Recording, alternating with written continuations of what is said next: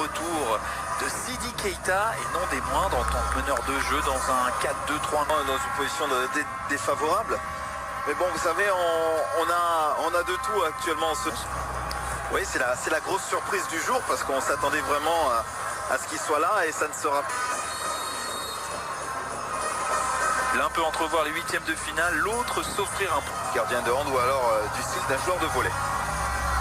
La réponse peut-être des Nigérians avec classique, bien sûr, c'est le retour de Naby Keita qui attire toutes les attentions dans cette équipe. Oh, l'autre possibilité, c'est bien joué ce crochet, ouais. Ce centre ensuite, et la frappe d'Iwobi qui va tenter vers Kaba.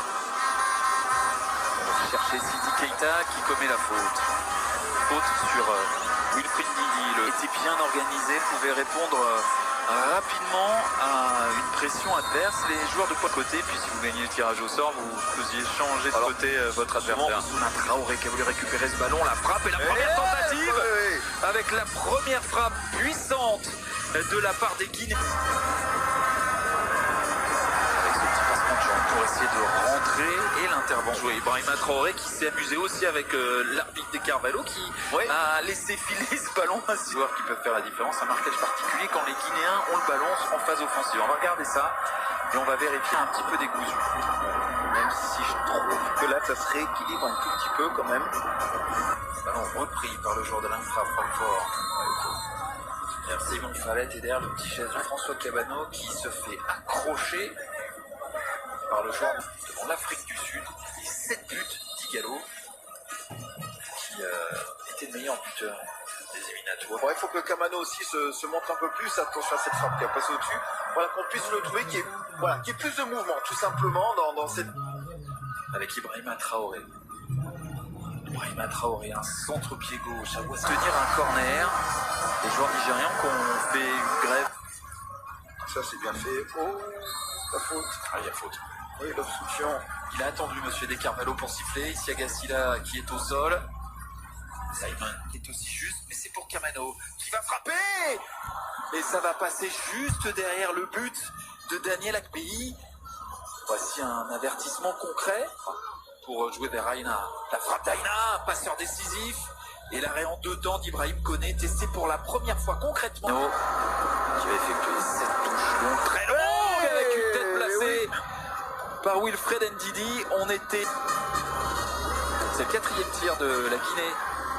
Contre aucun pour le Nigeria. Marquage avec l'image Diawara encore, qui était pas loin de faire faute. Là, cette fois-ci, il y a faute et ça sera le premier carton du match à l'encontre de Simon Falette. Ça sera un jaune. Si veut même me le donner, la chaise, je la prends. Simon pour jouer ce coup franc. Balogun n'était Kamano avec Issi Agassila dans la profondeur, c'est bien joué vers Keita. Attention, on va essayer de jouer ce ballon dans la profondeur pour Igalo. Non, il a placé ce ballon dans le petit filet. Il y avait deux solutions pour lui. La première, celle de frapper. L'autre, c'était de trouver une solution. Non, sans précipitation. Bien par là, je pense que ça va le faire. Dommage pour Keita face et ça donne un coup franc pour Ibrahima Traoré, passeur décisif lors de la première journée. Et là, ce n'est pas une Chiefs, mais on sait que le recordman de sélection au Nigeria, c'est Vincent Enyama. C'était trop profond.